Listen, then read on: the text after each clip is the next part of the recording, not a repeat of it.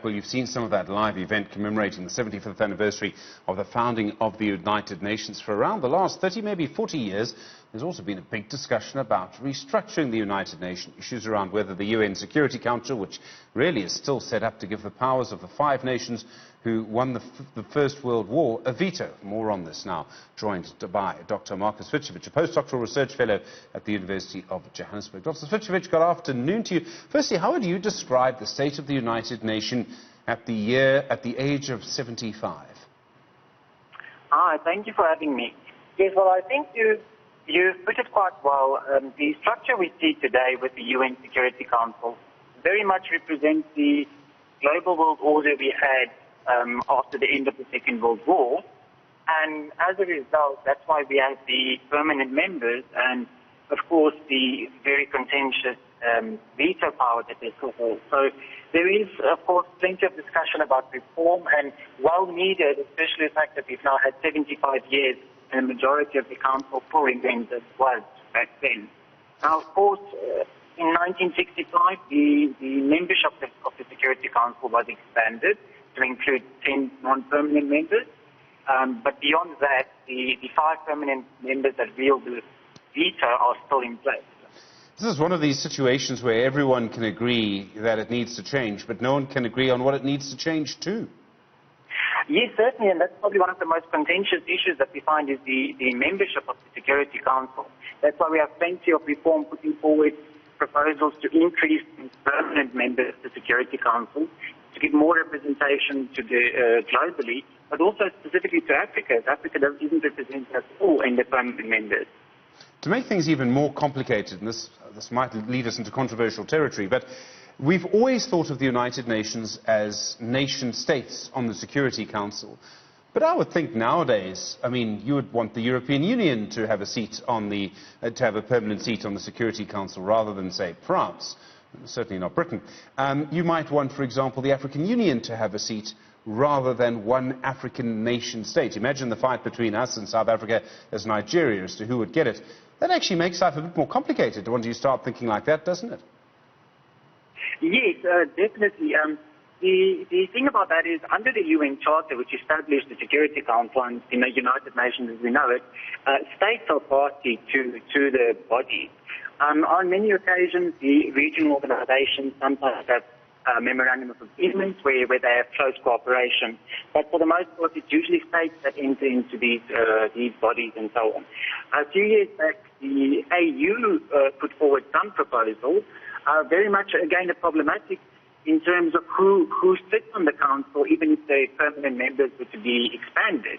The AU position, which was adopted in 2005, the common position on the reform of the United Nations, proposed that the African Union actually gets to decide which members sit on the Security Council. Again, plenty of questions there as to whether the African Union should decide or whether, as in terms of the current structure we have, it's done by a vote under the General Assembly. I suppose what you could do is remove the power of veto. I mean, to have, just sort of 5 special nations that have a veto doesn't really make sense anymore, does it? Yes, certainly. But we must keep in mind when the Charter was negotiated, one of the non-negotiation points was that should the great powers be part of the UN Security Council and form part of the Charter system, then the veto power was non-negotiable. Now, today there are more proposals to broaden the veto power. In other words, we put together some more permanent members. But that's not necessarily a fix to the issue because if 5 permanent members can't come together to agree on something, there's no guarantee that having more members there with more veto powers will get anything else agreed upon. And then, of course, there's the possibility that the veto power be scrapped entirely, although it seems highly unlikely given the order we have at the moment, particularly between, the US, the Russian Federation and China, as it was when the Charter was adopted, and much through the Cold War, these countries are not likely to give up that veto power anytime soon. Okay. I mean, how important is the United States election to the future of the United Nations? We know where Donald Trump sits on these things, the current president. And if he wins again and increases tensions with China, I mean, are we going to have the American ambassador at the United Nations banging his shoe on the desk like the Russians used to?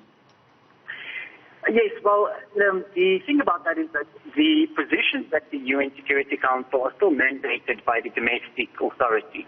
So the policy initiatives will still come from Washington, as they do from Moscow and Beijing.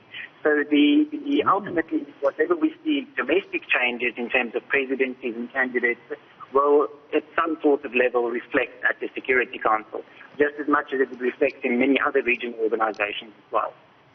Okay, in the middle of all of this, and we forget this sometimes, but I would argue that perhaps the agencies of the United Nations have never been more important than they are now.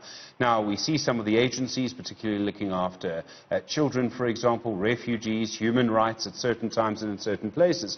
But the World Health Organization is playing a role literally in every corner of the planet. Yes, yes. Certainly the agencies have become a principal part of the UN's work, whether that is the bodies such as the Security Council or the other regional agencies, including the World Health Organization. They continue to function under that system.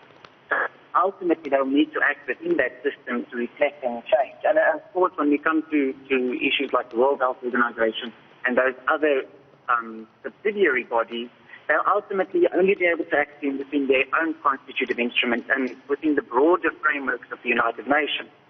Now, with the conflict, the escalation of conflict in many regions, these agencies become more prominent and their work in these regions becomes ever more significant, particularly now with the COVID-19 pandemic, which they have been doing excellent work together with the UN Department of Peacekeeping, because peacekeepers' roles have now changed from negotiations on the groundwork to assisting with issues such as delivery of PPE, and of course the massive task of maintaining ceasefires so that authorities in every region can rather focus on curbing the pandemic. I mean, in a way, of course, the United Nations is the product of the nations that make it up. It's flawed. It is all that we have. During a pandemic, sometimes it is all that we have. Yes, certainly. We're still waiting on more concrete steps for the Council for the UN to take. One issue where this comes up is the Security Council, which has to date not been able to determine whether the COVID-19 pandemic constitutes a threat to international peace and security. And as a result, all the decisions it takes don't necessarily have binding effects. Now, of course, this is again the reason behind it is because of how the council is structured. And again, you've always got competing interests. In fact, some would argue that the Security Council specifically is a political organ, and inevitably political interests will trump the work of these organizations, these subsidiary organizations, and the organization at large. It's interesting to think about how many people around the world have heard of the United Nations. They've released a report today. It does seem majority of people have. We can't forget that in conflict situations, it really has done often tremendous work. Yes, currently the Security Council adopts a number of resolutions, and in many places such as Syria and so on, the politics tends to trump finding concrete solutions to these issues. But on the other hand, we currently have over 80,000 active peacekeepers. Africa is, of course, where the highest concentration of peacekeepers is found. So despite all the bureaucracy, we still see a tremendous amount of work going in, especially through all the resolutions and decisions taken by the Security Council. Dr. Marko Svicevic, thanks very much indeed. Postdoctoral Research Fellow at the University of Johannesburg on the very complex, very important issue of the history of the United Nations. Now, that event's still underway live from New York. At the moment that President Cyril Ramaphosa speaks, if he does speak, we'll take that to you live.